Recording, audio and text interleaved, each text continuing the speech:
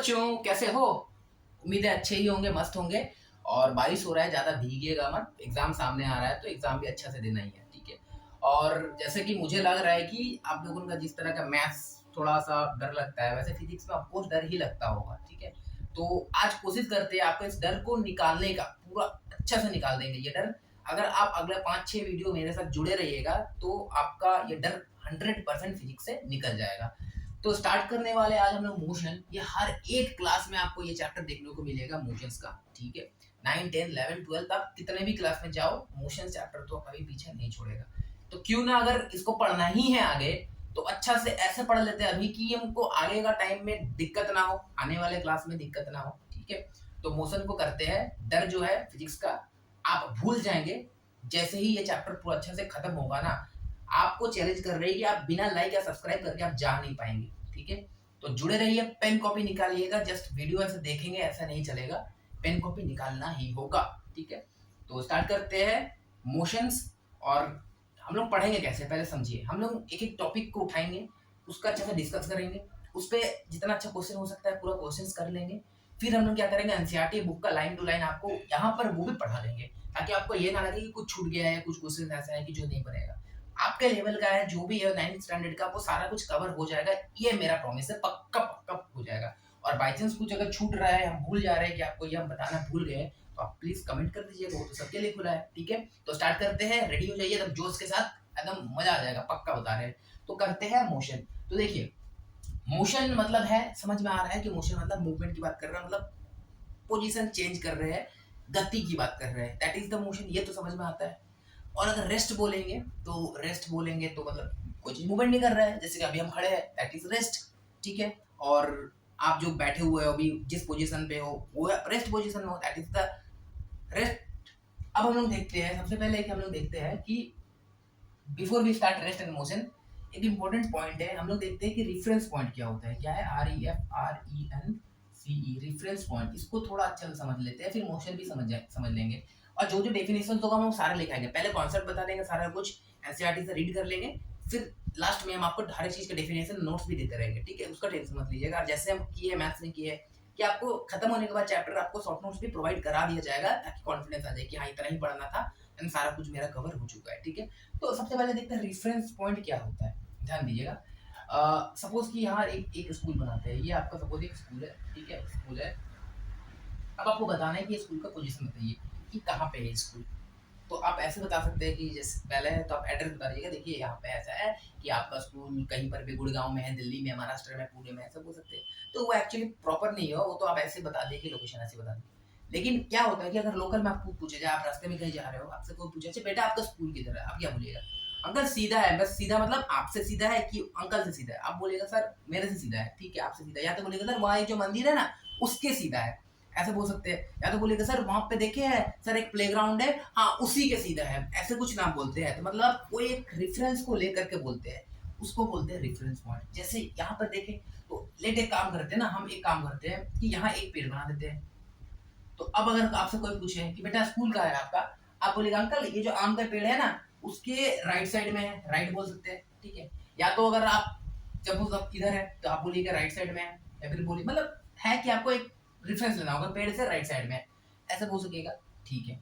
तो एक काम करते हैं, जैसे कि यहाँ पर ऐसे होता है ना कि जैसे हम लोग इसको ईस्ट बोलते हैं, इसको वेस्ट बोलते हैं, इसको नॉर्थ बोलते हैं, इसको साउथ बोलते हैं, वही चीज यहाँ बनाते हैं। मैथ्स में हम लोग पढ़े, मैथ्स में क्या पढ़े थे कि इसको एक्स बोलते हैं, ये एक्स डैश होता है, ये वाई होता है, वाई डैश होता है, समझ में आ रहा है? तो मैथ में इसको ओरिजिन बोलते हैं। यहाँ पर ओरिजिन रेफरेंस पॉइंट होता था मैथ्स में। अभी हाल फिलहाल एक चैप्टर खत्म किया, कोऑर्डिनेट ज्योमेट्री कंप्लीट कर चुके हैं, वीडियो में जाकर के चेकआउट कर सकते हो, मजा आ जाएगा। हर क्वेश्चन करवा चुके हैं, RS अग्रवाल का हर क्वेश्चन है, नॉर्मल बुक का क्वेश्चन, हर चीज करवा देना है स्टैंडर्ड का। तो आप वहां जाकर के ये चीज को देख सकते हो। तो अब हम लोग देखते हैं कि सपोज ये पेड़ था, तो पेड़ के हम बोल दिए कि राइट साइड है। अगर हम ऐसी भाषा में बात करें अच्छा से, तो बोलेंगे सर ईस्ट की तरफ है, बोल सकते हैं। वैसे ही इधर क्या होगा, ये वेस्ट होगा, ठीक है? और फिर ये हो सकता है हम लोग साउथ बोलेंगे, एंड इसको क्या बोलेंगे, नॉर्थ। हम लोग ऐसे बोल सकते हैं कि नहीं बोल सकते? Very good. अब आपको पूछेगा सर, अगर जनरल अगर बात करें तो आप बोलिएगा कि आम पेड़ से ईस्ट की तरफ है। वाह, डायरेक्शन बता दिए। रेफरेंस पॉइंट, आम पेड़ इज रेफरेंस पॉइंट। तो इस पॉइंट को हम लोग बोलते हैं रेफरेंस पॉइंट। रेफरेंस पॉइंट मतलब, रेफरेंस पॉइंट मतलब क्या है? जिस पॉइंट से हम लोग कोई भी एक लोकेशन को बताते हैं, that is the reference point, ठीक है? ओके ठीक है, डेफिनेशन हम करवाएंगे बात, बस अभी समझिए आप रेफरेंस पॉइंट क्या बोली, इतना समझ में आ रहा है, वेरी गुड, बहुत अच्छी बात है, समझ में आता है रेफरेंस पॉइंट। तो अभी रेफरेंस पॉइंट की काम खत्म होगी, अब हम लोग देखते हैं रेस्ट एंड मोशन की बात कर लेते हैं। पेड़ को हटाते हैं, पेड़ का काम हो चुका है खत्म, अब पेड़ की जगह कुछ और डालेंगे, ठीक है। अब एक काम करते हैं, ऐसा सोचिए कि हम लोग कोई चीज को रेस्ट कब बोलेंगे, कोई चीज को मोशन कब बोलेंगे, रेस्ट कब बोलेंगे, मोशन में कब बोलेंगे। अभी मानिए हम खड़े हैं रेस्ट में, ठीक है, लेकिन एक्चुअली में हम सही बताए तो हम अगर रेफरेंस चेंज करते हैं ना, अभी हम रेस्ट किसके रिस्पेक्ट में, हम इस रूम के रिस्पेक्ट में रेस्ट में है बोल सकते हैं ना रेस्ट में, लेकिन एक्चुअली हम मोशन में है। अगर हम अपना रेफरेंस चेंज कर दें तो हम कहां पर मोशन में। सोचिए, ऐसा सोचिए कि ये जो सन है, ये हमको पता है ये सन होता है, एंड ये हमारा सोलर सिस्टम होता है जिसमें कि एक यहाँ पर अर्थ है, ठीक है। तो अगर इस अर्थ में अभी हम चुपचाप से खड़े हुए हैं, तो अर्थ में हम खड़े हैं, दैट इज हम अर्थ में रेस्ट में, ठीक है। और चलिए अगर अर्थ घूम रहा, हमको पता है कि अर्थ क्या करता है, रोटेट करता है, हमको क्या पता है कि अर्थ ऐसा ऐसा करके अपने आप में रोटेट करता है, ऐसा घूमता है रोटेट। तो अर्थ रोटेट करो, मेरे को उससे क्या, हम तो अर्थ में खड़े हैं, अर्थ घूमे उड़े इधर जाए उधर जाए, हमको क्या, अर्थ जहां जाएगा हम वहां जाएंगे, अर्थ का रेस्पेक्ट में हम तो वही रेस्ट में अभी हम क्या किए, चलना स्टार्ट किए, देखो चल रहा है। इसका मतलब क्या हुआ, इसका मतलब यह हुआ कि अभी अर्थ तो ऐसा से घूम रहा है, लेकिन हम अर्थ के रेस्पेक्ट में पोजीशन चेंज कर रहे हैं ना। मानिए टेबल पे हम खड़े हैं, टेबल पे चल रही है, फ्लोर है, फ्लोर पे हम चल रहे हैं, तो फ्लोर का जहां पोजीशन था वो तो वही है, और हम तो चल रहे हैं। सोचो ये बोर्ड का एक कॉर्नर है, अब हम देखो बोर्ड से चल चल के इधर आ गए, वहां पे इधर आ गए, यानी कि बोर्ड का इस पोजीशन का रिस्पेक्ट में मेरा पोजीशन बदल गया, यानी कि हम कहां पे है, मोशन में है। ये समझ में आता है, मतलब मोशन हम कब बोलेंगे, जब हम कोई इनिशियल या फिर रेफरेंस पॉइंट के रिस्पेक्ट में हम अपना पोजीशन को चेंज कर रहे हैं, उसको हम बोलेंगे, तब हम बोलेंगे हाँ हम मोशन में। अगर हम चेंज नहीं कर रहे हैं तो मतलब हम रेस्ट में है। ये समझ में आता है। एक बड़ा अच्छा सा एग्जांपल देते समझिएगा। तो यानी कि अगर हम अर्थ में ही खड़े हैं और खड़े हैं तो हम रेस्ट में हैं, अगर अर्थ के ऊपर चल रहे हैं तो मोशन में है, ठीक है। नेक्स्ट अगर हम देखेंगे सन की रिस्पेक्ट में बात करेंगे, मानिए अभी भी हम ऐसे खड़े हैं, अर्थ में अभी भी हम खड़े हैं, लेकिन हमको तो ये भी पता है कि अर्थ तो आपको ये पूरा चक्कर लगाता है, दैट इज रिवॉल्यूशन। एक पूरा चक्कर लगा के जब यहाँ वापस आ जाता है तब एक साल होता है, 1 ईयर बोलते हैं, 365.525 डेज, 365.25 डेज लगता है एक कंप्लीट रेवोल्यूशन लगाने में। यानी कि अर्थ सन के रिस्पेक्ट में मोशन में है, यानी कि हम भले ही बैठे हैं, हम अभी भले ही आराम कर रहे हैं, लेकिन एक्चुअली में मोशन है, मोशन तो हो ही रहा है। सन के रेस्पेक्ट में मोशन में है, समझ में आया। रेफरेंस चेंज कर दिए, अर्थ के रेस्पेक्ट में मोशन में है, सन के रेस्पेक्ट, अर्थ के रेस्पेक्ट में रेस्ट में है, सन के रेस्पेक्ट में मोशन में। ये समझ में आता है। यानी कि नेक्स्ट पॉइंट ऐसा हम लोग बोल सकते हैं कि जो रेस्ट होता है एंड मोशन होता है, ये क्या होता है, आर रिलेटिव टर्म। जैसे एक और अच्छा एग्जांपल समझते हैं, ये रेफरेंस पॉइंट का चलो अभी मिटाते हैं। अच्छा एक और बात, रेफरेंस पॉइंट की बात करें, यहाँ जैसे कि कोऑर्डिनेट ज्योमेट्री में लिखते हैं ना 1 2 3 4, तो ओवरऑल हम बोल सकते हैं कि यहाँ से इस रेफरेंस पॉइंट यानी कि पेड़ जो था यहाँ पे, उससे अगर हम मानिए कि 1 किलोमीटर मान रहे हैं तो बोल सकते हैं कि 4 किलोमीटर ईस्ट की तरफ है स्कूल, ऐसे बोल सकते हैं ना। अगर मानिए इधर होता स्कूल, अगर माना स्कूल इधर होता और ये 4 3 2 1, तो क्या बोलते हैं, ये माइनस होता है ना, तो हम लोग या तो लिखते हैं कि -4 किलोमीटर, और ये होता हम लोग किस में बात करते हैं, अगर डिस्प्लेसमेंट बोलता है आगे पढ़ेंगे, और अगर डिस्टेंस बोलता है तो सीधा सीधी 4 किलोमीटर लिखते हैं, क्योंकि डिस्टेंस में हम लोग साइन का यूज नहीं करते हैं, ओनली मैग्नीट्यूड देखते हैं, ठीक है। और अगर हम बोलना चाहे डिस्प्लेसमेंट को अगर हम लिखे विदाउट आपका साइन का, तो हम लोग इसको ऐसे लिख सकते हैं कि 4 किलोमीटर वेस्ट। अब वेस्ट लिख दिया मतलब समझ में आ रहा है कि इधर है, तब आपको माइनस के देने का जरूरत नहीं है। इसके बाद ये जो बात है इसको हम लोग आगे करेंगे जब हम लोग डिस्टेंस डिस्प्लेसमेंट पढ़ेंगे नेक्स्ट टॉपिक पे। तो इसको अभी रब करते हैं, अभी मोशन को समझते हैं। अभी क्या समझते हैं हम लोग, मोशन को समझते हैं। तो मोशन को समझने के लिए जस्ट इमेजिन, ऐसा सोचिए कि आप यहाँ पे एक पेड़ के यहाँ पे मस्त एकदम छाया में एकदम खड़े हैं आराम से, ठीक है। तो यहाँ पर आप क्या बोलेंगे, अपने आप को रेस्ट में बोलेंगे। कैसे, क्योंकि पेड़ अगर आपका रेफरेंस पॉइंट है उसका रिस्पेक्ट में आप खड़े हैं, या तो ग्राउंड अगर आपका रेफरेंस पॉइंट है तो ग्राउंड के रिस्पेक्ट में आपका पोजीशन चेंज नहीं हो रहा है, आप रेस्ट में है। यहाँ तक समझ में आ रहा है, वेरी गुड। अब क्या हुआ, यहाँ पे क्या हुआ, यहाँ पे क्या हुआ, एक गाड़ी है, एकदम मस्त गाड़ी है ना, मतलब इमेजिन करो गाड़ी, अच्छा गाड़ी है, ऐसी ही गाड़ी होता है, ये डब्बा डब्बा ऐसी गाड़ी होता है, ठीक है। ये गाड़ी है, ये गाड़ी आ रहा है आपके पास आ रहा है, ठीक है। तो अब क्या होगा देखिए, ये गाड़ी के अंदर जो बैठा हुआ है पप्पू, ये गाड़ी के अंदर जो पप्पू बैठा हुआ है, तो ये गाड़ी को आगे पप्पू बैठा हुआ, ये आगे जा रहा है, तो पप्पू को लग रहा है अरे तुम तो उस गाड़ी के सामने में आ रहे हो। पप्पू बजा रहा है हॉर्न, पे पे पे पे पे पे पे पे। क्यों, पप्पू को क्यों लग रहा है कि आप मोशन में है? क्यों लग रहा है पता है? क्योंकि पप्पू तो गाड़ी में बैठा हुआ है, गाड़ी और पप्पू का पोजीशन तो सेम है। गाड़ी का रिस्पेक्ट में पप्पू क्या बदल रहा है अपने पोजीशन को, जैसे आप पेड़ का रिस्पेक्ट में अपना पोजीशन नहीं बदल रहे, ग्राउंड का रिस्पेक्ट में अपना पोजीशन नहीं बदल रहे, इसलिए आप अपने आप को रेस्ट में बोल रहे हैं। उसी तरह पप्पू जब कार में बैठा हुआ है, तो कार के रिस्पेक्ट में पप्पू अपना पोजीशन नहीं बदल रहा। इसका मतलब कि पप्पू को लग रहा है कि वो रेस्ट में है, लेकिन पप्पू तो यह भूल गया है कि पप्पू का कार तो ग्राउंड के रिस्पेक्ट में पोजीशन बदल रहा है, यानी पप्पू तो मोशन में है। लेकिन पप्पू को लग रहा है हम तो बैठे हुए रेस्ट में, ही सामने आ रहा है, हॉर्न बजा रहा है, हॉर्न बजा रहा है, हॉर्न बजा रहा है। यहाँ बैठा हुआ है, इसका क्या नाम रखे, इसका नाम रखते हैं छुटकी। छुटकी था या ना, छुटकी छुटकी छुटकी नाम है। उसको लग रहा है गाड़ी तो मेरे को मार देगा, गाड़ी तो पूरा मोशन में है, गाड़ी तो मार देगा। लास्ट में क्या हुआ, छुटकी को हटना पड़ा, छुटकी हट के पेड़ के पीछे आ गई। मान लो छुटकी हट के पेड़ के पीछे आ गई, ठीक है। दोनों उतरा, दोनों के बीच में आपस में झगड़ा हो रहा। पप्पू बोल रहा अरे हॉर्न मार रहे थे तुम, इतना जोर से मेरे सामने आ रही थी। छुटकी बोला अरे हम कहाँ आ रहे थे, हम तो वहीं पे थे, हम तो रेस्ट में थे, तुम मोशन में था। दोनों में आपस में झगड़ा होने लगा। दोनों उठ के आया मेरे पास, क्योंकि हम तो समझा देंगे। आए मेरे पास, दोनों पूछे तो हम बोले देखो बेटा ऐसा है कि आप लोग दोनों जो हो अपने अपने जगह में ठीक हो। कैसे? इसलिए क्योंकि छुटकी तो अपना पेड़ के रेस्पेक्ट में तो वहीं खड़ी थी, वो तो एक्चुअली रेस्ट में थी, वो देख रही आप मोशन में है, तो उसको लग रहा आपकी गलती, आप सामने में आ रहे हो। और आप गाड़ी में बैठे हो, तो गाड़ी के अंदर आपको लग रहा है कि आप रेस्ट में हो, लेकिन गाड़ी ग्राउंड के रेस्पेक्ट में मोशन में है, तो एक्चुअली में आप मोशन में हो, ठीक है। तो दोनों को समझ में आया, फिर इस कॉन्सेप्ट को समझ में आया एक्चुअली रेस्ट और मोशन में दोनों हो सकता है। बस हम लोग देखेंगे कि रेफरेंस पॉइंट को अगर हम लोग चेंज कर देते हैं, तो बॉडी का रेस्ट में होना या मोशन में होना पूरा चेंज हो जाता है। कोई बॉडी अगर रेस्ट में है किसी के रिस्पेक्ट में, तो वो मोशन में भी हो सकता है किसी और के रिस्पेक्ट में। ये चुटकी पेड़ या ग्राउंड के रिस्पेक्ट में रेस्ट में है, लेकिन सन के रिस्पेक्ट में अगर करेंगे मोशन में हो गया।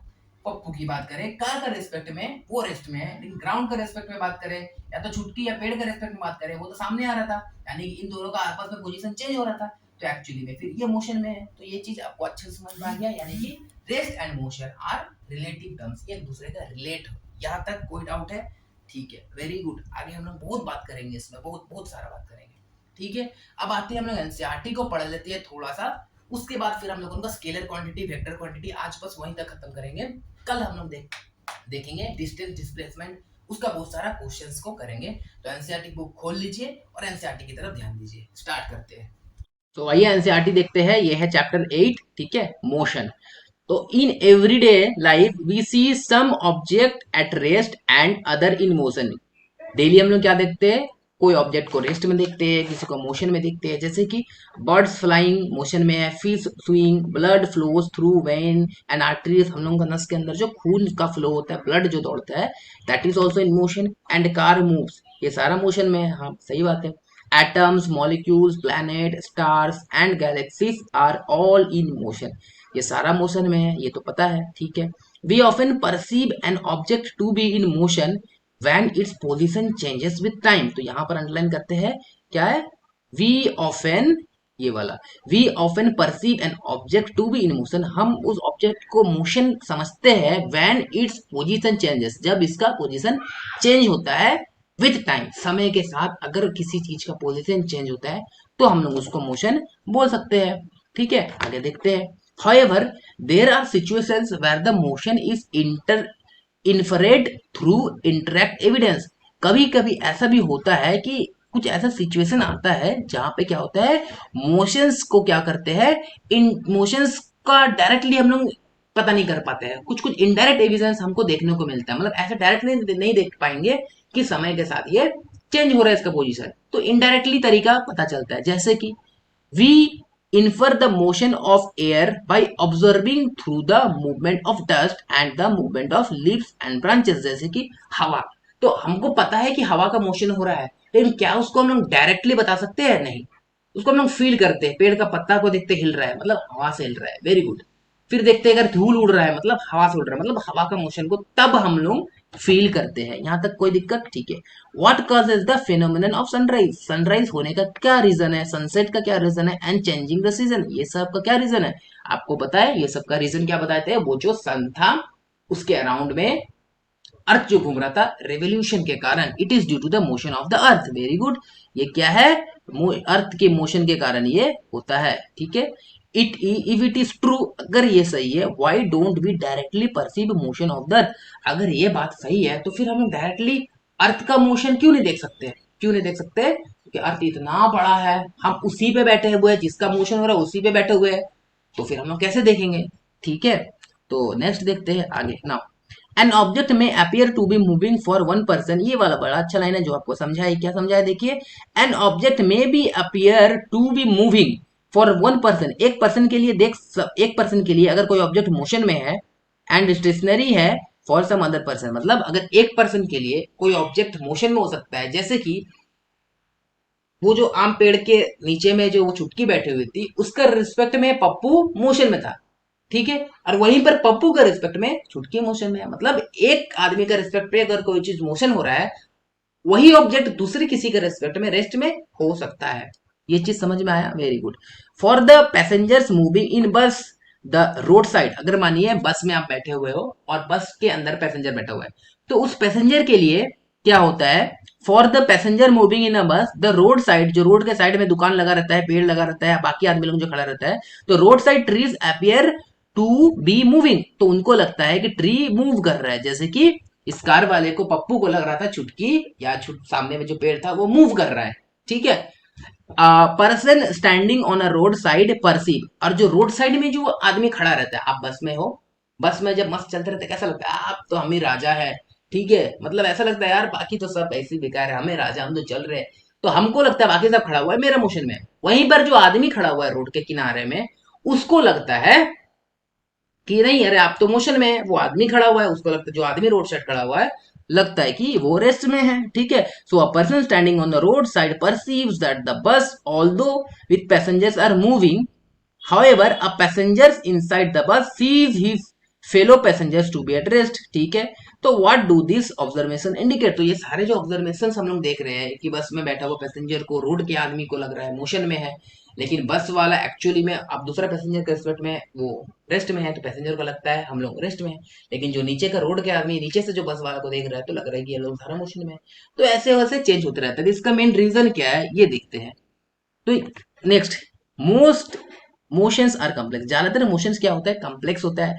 सम objects may move in straight line, कुछ ऑब्जेक्ट स्ट्रेट लाइन में मूव करता है, other may take circular path, कुछ ऑब्जेक्ट सीधा सीधी मूव करेगा।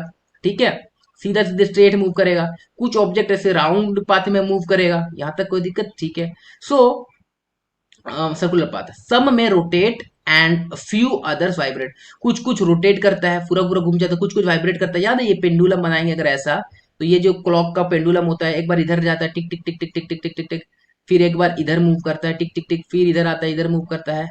ये पेंडुलम का मूवमेंट भी होता है, कुछ कुछ वाइब्रेट करते रहता है, जैसे एटम्स वगैरह का, मॉलिक्यूल्स की अगर हम बात कर लेते हैं, सॉलिड का या कोई भी चीज का वाइब्रेट करता रहता है। ठीक है। फिर अगर हमें गिटार बनाते हैं, गिटार तो कैसे बनाएंगे, ये गिटार है मानो, ठीक है, तो गिटार है, गिटार है, तो गिटार में जो स्ट्रिंग लगा रहता है तो स्ट्रिंग का मूवमेंट होता है, ये सारा का मूवमेंट होता है। ठीक है। सो हाँ, सम में रोटेट एंड सम अंदर वाइब्रेट। ठीक है। There are many, there may be situations involving a combination of this, कुछ कुछ ऐसा सिचुएशन भी हो सकता है जहां पर दोनों, एक ऑब्जेक्ट दो चीज तीन चीज साथ में करे। जैसे कि अगर हम एक कार की बात करें, जो कार चल रहा है, तो उसका जो चक्का होता है, वो चक्का जो अपने एक्सल के अगेंस्ट पे घूम रहा है गोल गोल गोल गोल, लेकिन रोड में तो वो आगे बढ़ रहा है, यानी कि दो मोशन कर रहा है, एक तो लीनियर लाइन में भी चल रहा है, एक तो रोटेटरी मोशन भी कर रहा है, हो सकता है ना। तो ऐसे ही बोल रहे हैं कि कोई ऑब्जेक्ट एक से ज्यादा मोशन को कर सकते हैं। ठीक है। In this chapter we shall first learn to describe the motion, हम लोग देखेंगे मोशन क्या होता है, of the object along a straight line, हम लोग देखेंगे कि एक ऑब्जेक्ट का motion along a straight line कैसा होता है। ठीक है। तो स्ट्रेट लाइन मोशन इसका मतलब हम लोग पढ़ने वाले हैं। We shall first describe the motion along a straight line में कैसे मोशन होता है। We shall also learn to express such motions through simple equations of graph.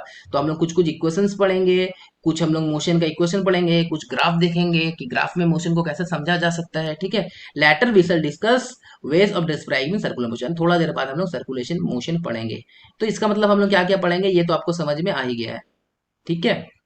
तो ठीक है, यहाँ तक तो कोई दिक्कत नहीं है। नेक्स्ट हम लोग देखते हैं, तो आगे बढ़ते हैं और क्या बचा है। ठीक है, ये पूरा हाईलाइट हो गया। तो एक्टिविटी 8.1 देखते हैं क्या बोल रहे हैं। Discuss whether the wall of your classroom are at rest और मोशन। क्लासरूम का जो दीवार है बताइए वो रेस्ट पे होता है कि मोशन पे होता है। क्लासरूम दीवार का रेस्ट में है कि मोशन में है। आप क्या लिखिएगा, आप लिखिएगा रेस्ट में है। क्यों रेस्ट में है? क्योंकि आपके रिस्पेक्ट में दीवार चेंज हो जा रहा नहीं ना, तो रेस्ट में। Have you ever experienced that the train in which you are sitting appears to move while it is at rest? क्या कभी आप ऐसे देखे हुए हो कि अगर आप ट्रेन पे बैठे हैं, ठीक है, जिसमें आप बैठे हुए हो appears to move while it is at rest. हाँ, अगर आप ट्रेन पे बैठे हुए हो तो आपको लगेगा कि ट्रेन भी रेस्ट में है, लेकिन ग्राउंड के रेस्पेक्ट में ट्रेन क्या है, मोशन में है। Next, discuss and share your experience. आप डिस्कस कीजिए और एक्सपीरियंस को शेयर कीजिए, ठीक है। नेक्स्ट, थिंक एंड एक्ट पढ़ लेते हैं। We sometimes are endangered by the motion of object around us. कभी कभी अगर हमारे आसपास कोई ऑब्जेक्ट मोशन में है तो उससे कभी कभी हमें खतरा भी होता है, specially if that motion is erratic and uncontrolled as observed in a flooded river।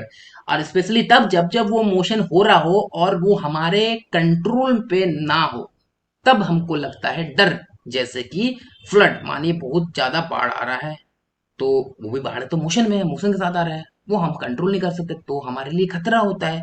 एक हुरिकेन्स आ रहा है, सुनामी आ रहा है, तो वो भी तो मोशन में है बट हमारे कंट्रोल में नहीं है, तो डर लगता है।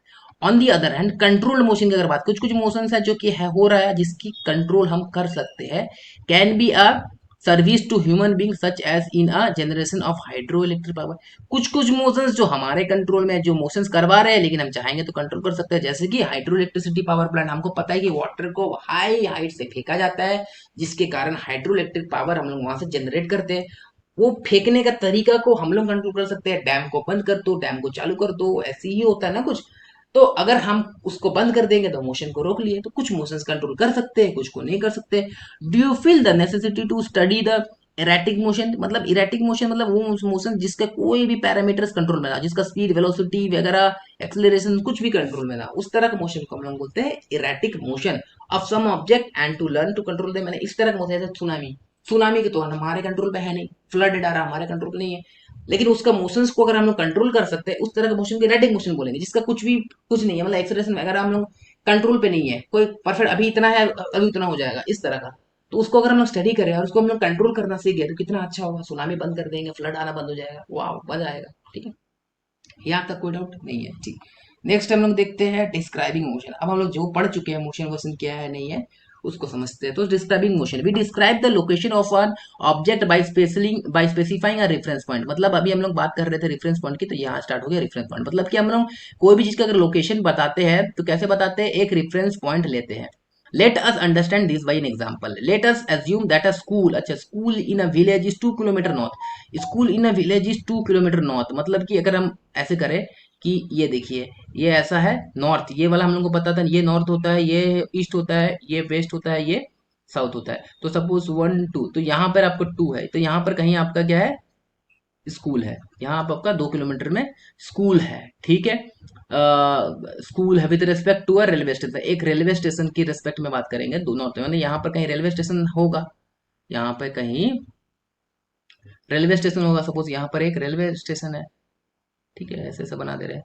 2 किलोमीटर नॉर्थ मतलब ऊपर की तरफ होगा ये, ठीक है, रेलवे स्टेशन है, ठीक है। Now in this example the railway station is the reference point. अब हम क्या कर रहे हैं, रेलवे स्टेशन को रेफरेंस पॉइंट बना लेंगे, तब ना बोलेंगे कि रेलवे स्टेशन के ऊपर दो दो पे नॉर्थ पे आपका स्कूल है। We could have also chosen other reference point according to our convenience. हो सकता है हम कुछ और को चुन लेते रेफरेंस पॉइंट अपने हिसाब से, ठीक है। Therefore, to describe the position of an object, we need to specify a reference point called origin। तो यहाँ पर हम लोग बोल सकते हैं इस लाइन को कि to describe the position of an object, कोई ऑब्जेक्ट का पोजीशन को डिस्क्राइब करने के लिए हमें क्या होता है कि एक रेफरेंस पॉइंट का जरूरत होता है। यहां तक कोई डाउट है? Very good. चलिए नेक्स्ट पेज को देखते हैं। नेक्स्ट टॉपिक स्टार्ट हो रहा है motion along a straight line. तो इसको हम लोग बाद में करेंगे क्योंकि हम लोग पहले डिस्टेंस डिस्प्लेसमेंट समझेंगे, फिर मोशन अराउंड अ स्ट्रेट लाइन कर लेंगे। तो आइए एक और टॉपिक हम लोग कवर कर लेते हैं। ये जो पढ़े हैं इसका डेफिनेशन लिख लेते हैं। ठीक है, रेस्ट एंड मोशन। तो यहाँ तक समझ में आया एक्सप्लेनेशन, कुछ डाउट नहीं है। हम लोग सिर्फ रेफरेंस पॉइंट पढ़े, किसको बोलते हैं, रेस्ट क्या होता है, मोशन क्या होता है, यहाँ तक ठीक है। अब एक और छोटा सा चीज देख लेते हैं ताकि हम लोग नेक्स्ट वीडियो में पढ़ेंगे डिस्टेंस डिस्प्लेसमेंट। उससे पहले हम लोग देखते हैं यहाँ पे एक छोटी सी बात यहाँ पे याद रखिएगा। एक होता है स्केलर क्वांटिटी, स्केलर क्वांटिटी, ठीक है, और एक होता है vector quantity, vector quantity, vector quantity. देखिए स्केलर क्वांटिटी, वेक्टर क्वांटिटी, आप पेपर में नोट्स ऐसे ही बनाइएगा, ठीक है। नोट्स हम आपके साथ शेयर कर देंगे, सारा डेफिनेशन जो भी बताया है वो भी आपको बता दिया जाएगा। तो स्केलर क्वांटिटी में आप लिख सकते हो अ physical quantity, a physical quantity which is described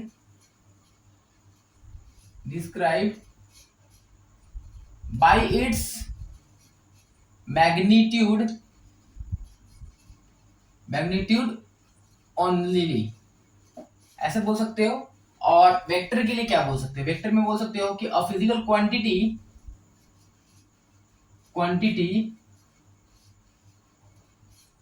which is described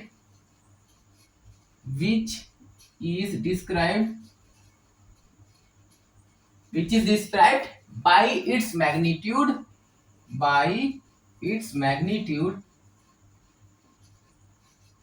de magnitude as well as direction. बस इतनी ही बात याद रखना है। जैसे कि एक एग्जांपल बताते हैं, सपोज कि यहाँ पर आपको एग्जांपल याद रखना है। सपोज डिस्टेंस, डिस्टेंस में आप क्या लिखेंगे, सपोज हम बता रहे हैं कि डिस्टेंस हुआ 5 मीटर, ठीक है। यहाँ पर 5 जो होता है, ठीक है, इसको बोलते हैं मैग्नीट्यूड,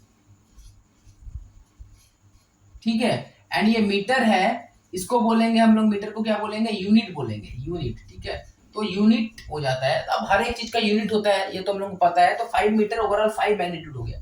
इसके साथ कोई डायरेक्शन नहीं लिखा हुआ है, ठीक है। लेकिन अगर हम यहाँ पर आपको एग्जांपल दे डिस्प्लेसमेंट,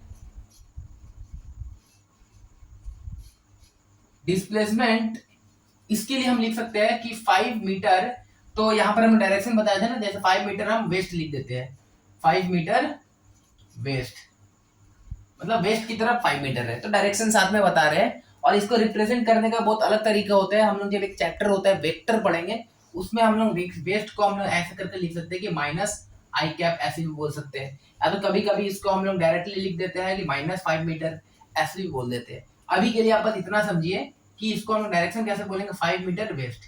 तो यहाँ पर वेस्ट की तरफ बात कर रहे हैं। एंड 5 मीटर क्या है, 5 क्या है, मैग्नीट्यूड। तो आपको पता होना चाहिए कि स्केलर क्वांटिटी किसको बोलते हैं, वेक्टर क्वांटिटी किसको बोलते हैं।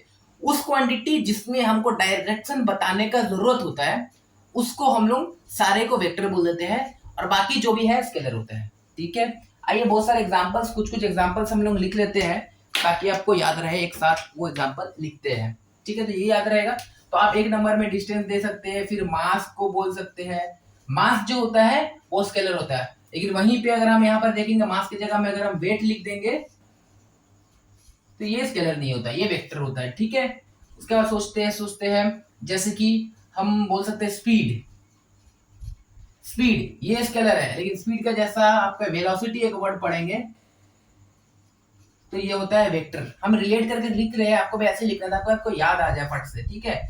फिर हम बोल सकते हैं स्पीड वेलोसिटी हो गया, ठीक है। और क्या बचता है, डिस्टेंस, और बहुत सारा है लेकिन कुछ सोचते हैं। चलिए ठीक है, और एग्जांपल जैसे कि ये हो गया, लेंथ बोल सकते हैं, ठीक है, लेंथ हो गया। टाइम हो गया, जैसे टाइम 10 सेकंड, 1 घंटा वेस्ट, ऐसा कभी टाइम बोलते हैं नहीं ना, डायरेक्शन बोलने का जरूरत नहीं है टाइम के साथ। तो टाइम हो गया 5 नंबर। और भी बहुत सारे एग्जांपल्स हैं। और क्या सोच सकते हैं, जैसे कि एरिया, ठीक है, एरिया को बोल सकते हैं, टेम्परेचर बोल सकते हैं, टेम्परेचर, टेम्परेचर हो गया, और भी बहुत एग्जांपल है जो आपको याद रहे आप लिख सकते हैं। और यहाँ पर जैसे कि हम लोग एक्सेलरेशन बोलेंगे, ACCELERATION, एक्सेलरेशन बोलेंगे, ठीक है, और और क्या बोल, फोर्स बोल देंगे, और यहाँ पे टॉर्क बोलेंगे, ठीक है, ये मोमेंटम बोलेंगे,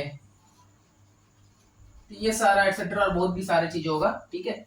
तो आप ऐसे याद रख सकते हो। तो आपको कुछ कुछ लिस्ट दे दिया गया है एंड कुछ है आपको स्पेशली वेक्टर याद रखिएगा, बाकी ज्यादातर आपका स्केलर क्वांटिटी ही होता है। तो उम्मीद है कि आपको यहाँ तक समझ में आया होगा। आइए एक बार नोट्स लिख लेते हैं, जो भी डेफिनेशन है स्कूल में अगर डेफिनेशन वगैरह पूछा जाएगा तो आपको वो तो लिखना पड़ेगा, उसको एक बार देख लेते हैं। डेफिनेशन बता देंगे कॉपी में आपको कैसे लिखना है, नोट्स कैसे बनाना है, तो एक बार ऐसा कॉपी आपको रीड करा देते हैं एंड फिर उसके बाद खत्म करते हैं। नेक्स्ट क्लास में हम लोग डिस्प्लेसमेंट डिस्टेंस का क्वेश्चन बहुत सारा करेंगे और बहुत कुछ सीखेंगे, यूनिफॉर्म नॉन यूनिफॉर्म मोशन सीखेंगे, काफी सारा कुछ करेंगे। तो आप शॉर्ट नोट्स एक बार देख लीजिए। अगर हम लोग सबसे पहले क्या पढ़े हैं, रेफरेंस पॉइंट पढ़े हैं। तो रेफरेंस पॉइंट आप लोग डेफिनेशन लिखिएगा, the place from which a location is observed and measured, वो जगह जहां से हम कोई लोकेशन को ऑब्जर्व करते हैं या मेजर करते हैं is called a reference point और ओरिजिन, ठीक है। ये पहली बात हम लोग पढ़े थे। फिर हम लोग पढ़े थे रेस्ट या स्टेट ऑफ रेस्ट। रेस्ट क्या बोले थे, a body is said to be at rest if it does not changes its position with respect to a fixed reference point, या फिक्स्ड पॉइंट आप डायरेक्ट लिख सकते हो, in its surrounding with the passage of time. मतलब कि a body, कोई भी ऐसे body that is not changing its position with respect to a reference point in its surrounding is with the passage of time, समय के साथ वो अपने पोजीशन को चेंज ना करे। एक्सप्लेन डिटेल में कर चुका, आप ऐसे ही नोट्स बनाइएगा जैसे बोल रहे हैं। फिर कहा गया स्टेट ऑफ मोशन, उसके लिए क्या लिखेंगे, a body is said to be in a motion if it changes, जैसे वहां पर नॉट चेंज बोले थे, यहाँ पर बोल देंगे changes, if it changes its position with respect to a fixed reference point in its surrounding with the passage of time. ये समझ में आया। फिर हम लोग एक बात क्या देखे थे, हम लोग देखे कि नोट करना है कि रेस्ट एंड मोशन क्या है, ये आर रिलेटिव टर्म्स, ये एक दूसरे से रिलेट करता है, that is the relative terms, ठीक है। फिर हम लोग टाइप्स ऑफ मोशन की बात करते हैं, कुछ टाइप्स ऑफ मोशन के एग्जांपल्स हैं और जो हमें पता होना चाहिए, जैसे कि rectilinear motion, rectilinear RECTI, recti LINER, rectilinear और ट्रांसलेटरी मोशन बोलते हैं। एग्जांपल्स क्या है, जैसे कोई भी मोशन जो कि स्ट्रेट लाइन में हो रहा हो, जैसे car moving in straight line, यहाँ पर एग्जांपल हम बता दिए मोशन इन स्ट्रेट लाइन, ठीक है, आपको इतना याद रखना है। नेक्स्ट है कर्वीलिनियर मोशन, और हम लोग इसको प्रोजेक्टाइल मोशन भी बोलते हैं। अब हायर स्टैंडर्ड में जाएंगे तो पूरे एक चैप्टर है इस पे, प्रोजेक्टाइल मोशन पे। मतलब अगर कोई ऑब्जेक्ट को फेंक रहे हैं, जैसे कि यहाँ पर जैवलिन थ्रो दिया है, लेट आपको ऐसे मानना है कि सपोज यहाँ पर एक पर्सन खड़ा हुआ है और यहाँ से एक बॉल को थ्रो कर रहे थे, बॉल ऐसे जाता है, वो इधर आएगा, गिरेगा बॉल यहाँ पे, ठीक है। तो इस तरह का जो सेमी सर्कल टाइप का ट्रैक बनाता है, इसी को हम लोग बोलते हैं कि कर्वीलिनियर और प्रोजेक्टाइल मोशन, ठीक है। दूसरा है ऑक्सीलेटरी मोशन, ये सबको पता है कि कोई ऑक्सीलेशन करता है, जैसे घड़ी, पेंडुलम का, घड़ी का जो पेंडुलम होता है, ठीक है, वो मूवमेंट करेगा ऐसे ऐसे ऐसे ऐसे, टिक टिक टिक टिक टिक टिक होता रहता है ना, पेंडुलम ऐसे घूमता है ना, ऐसे ऐसे ऐसे ऐसे ऐसे ऐसे ऐसे ऐसे ऐसे ऐसे, तो वही है, ठीक है, पेंडुलम ऑफ क्लॉक। नेक्स्ट है वाइब्रेशन मोशन, जो वाइब्रेट करता रहता है, जैसे मोशन ऑफ अ गिटार, जैसे गिटार का स्ट्रिंग का वायर को अगर खींच देंगे ना तो वो मूवमेंट करेगा, तो motion of a guitar string, ठीक है, व्हेन इट इज प्लग्ड, खींच कर रखेंगे तो टंग वाइब्रेशन होता है, ठीक है। नेक्स्ट है रोटेटरी मोशन, रोटेटरी मतलब कि जो कि घूम रहा हो, जैसे कि पंखा का फैन घूम रहा है ना, आप चेक कीजिए, देखिए घूम रहा होगा। कार का व्हील्स अलोंग इट्स एक्सिस में, तो ये सारा रोटेटरी का एग्जाम्पल होगा। हल्का क्वेश्चन आ जाएगा, आप नेमिंग ऑफ द मोशन कर सकते हो और कुछ नहीं करना है इसमें, ठीक है। यहाँ पर एक नोट क्या करना है, an object can exit more than one motion on a same time, एक समय में कोई object more than one motion पे रह सकता है। एग्जांपल, सपोज एक कार मूव कर रहा है तो उसके पास दो मोशन है, पहला जो कार का जो चक्का है वो घूम घूम गोल गोल घूम रहा है एक्सिस के अलोंग, तो एक रोटेटरी मोशन हुआ, और फिर रोड में वो स्ट्रेट भी तो चल रहा है, यानी ट्रांसलेटरी मोशन भी हो रहा है। तो एक ऑब्जेक्ट दो मोशन या दो से ज्यादा मोशन भी कर सकता है। वेरी गुड, बहुत अच्छा है। तो यहाँ तक डेफिनेशन आपको लिखना है। फिर एक और डेफिनेशन है, व्हाट इज मैकेनिक्स, मैकेनिक्स किसको बोल रहे हैं, a branch of physics, physics का वो branch which deals with the study of motion, जो कि मोशन के स्टडी से रिलेट है, of object and their response to force, और उस ऑब्जेक्ट में अगर हम फोर्स देंगे लगाएंगे तो वो ऑब्जेक्ट कैसे रिस्पॉन्स करेगा, इन सारे बात को जो स्टडी करते हैं वो एक सेपरेट ब्रांच ऑफ स्टडी कर फिजिक्स है जिसको हम लोग मैकेनिक्स बोलते हैं। तो ये आपको डेफिनेशन छोटा क्लास में 9th में पूछा जाएगा। The branch of physics which deals with the study of motion of object and their response to force. तो आपको ये डेफिनेशन करना है। इतना दूर हम लोग पढ़े थे। फिर एक बात हम लोग पढ़े अभी स्केलर एंड वेक्टर को। तो देखते हैं यहाँ पे स्केलर एंड वेक्टर को, ठीक है। तो आइए स्केलर एंड वेक्टर देख लेते हैं, ठीक है। तो स्केलर क्वांटिटी में क्या बोले, a physical quantity which is described completely by its magnitude only is called scalar quantity, ये आप लिखेंगे। वेक्टर में लिखेंगे a physical quantity which is described completely by its magnitude, साथ में क्या लिखना है, as well as its direction is called vector quantity, ठीक है। इतना दूर आप कॉपी में लिखिएगा। फिर दोनों का एग्जांपल ऐसे ही दोनों का डिफरेंस करते हुए लिखेंगे। कल हम लोग स्टार्ट करेंगे डिस्टेंस डिस्प्लेसमेंट, वो भी ऐसे ही लिखेंगे, ठीक है। देखिए डिस्टेंस डिस्प्लेसमेंट हम लोग यहाँ करने वाले हैं, डिफरेंस करते हुए हम लोग पढ़ेंगे, समझ में आएगा। तो आते हैं कुछ एग्जांपल, जैसे लेंथ एग्जांपल होता है स्केलर का, टाइम है, वॉल्यूम, डेंसिटी, डिस्टेंस, ठीक है। डेंसिटी मास बाई वॉल्यूम होता है, तो मास भी आपका स्केलर है, वॉल्यूम भी स्केलर है, तो डेंसिटी भी स्केलर होगा। Area, speed, temperature, energy, power, mass, ये सारा एग्जांपल किसका है, स्केलर का है, ठीक है। और यहाँ देखिए जैसे कि force, torque, momentum, displacement, velocity, acceleration, weight, ये कुछ एग्जांपल्स है जो कि आपका है वेक्टर क्वांटिटी का। तो आपको सिर्फ क्या करना है, आपको साथ साथ बस नोट्स बनाते रहना है और आपको अपने आप समझ में आ जाएगा। कुछ यहाँ पर ऐड कर लेते हैं हम लोग, क्या बोले थे, वॉल्यूम बोले थे, वॉल्यूम, ठीक है। फिर बोले डेंसिटी, फिर हम लोग बोले एनर्जी, पावर, बहुत कुछ होगा, मतलब आप लिख सकते हो, आपको आगे भी चलते हुए कुछ कुछ मिलता रहेगा, आप ऐड कर सकते हो, ठीक है। तो यहाँ पर एटसेट्रा लिख देते हैं, और भी कुछ हो सकता है, यहाँ पे एटसेट्रा लिख देते हैं, बहुत कुछ मिलेगा आपको फिजिक्स में, बहुत सारा ऐसा आपको टर्म्स मिलेगा जिसको कि वेक्टर एंड स्केलर में हम लोग अलग अलग करके लिख सकते हैं। तो उम्मीद है कि यहाँ तक आपको समझ में आया होगा, ठीक है। और आगे भी ऐसे इजी होते रहेगा। आज कुछ हम लोग खास पढ़े नहीं है, सिर्फ आप लोग रेफरेंस पॉइंट देखे, रेस्ट किसको बोलते हैं, मोशन किसको बोलते हैं, एंड रेस्ट मोशन आपस में इंटर रिलेटेड है। एंड हम लोग फिर देखें स्केलर वेक्टर क्या होता है, कुछ एग्जांपल्स, ये एग्जांपल इंपॉर्टेंट है, क्वेश्चन में डायरेक्ट आपको पूछ दिया जाएगा, इनमें से बताइए कौन सा वेक्टर है, इनमें से बताइए कौन सा स्केलर है। हम इसका क्वेश्चन में कल प्रैक्टिस खूब सारा करेंगे। कल हम लोग स्टार्ट करने वाले हैं डिस्टेंस डिस्प्लेसमेंट में, ढेर सारा क्वेश्चन उसमें आराम से करेंगे। तो ठीक है, लगे रहिए। आपको वीडियो अच्छा लगा तो लाइक कीजिए एंड सब्सक्राइब भी कर ही दीजिएगा, और नहीं तो फिर लास्ट तक देखते चैप्टर खत्म होते होते आपका क्या प्रोग्रेस है, उसके बाद लाइक सब्सक्राइब कीजिएगा, ठीक है। तो चलो मस्त पढ़ते रहो।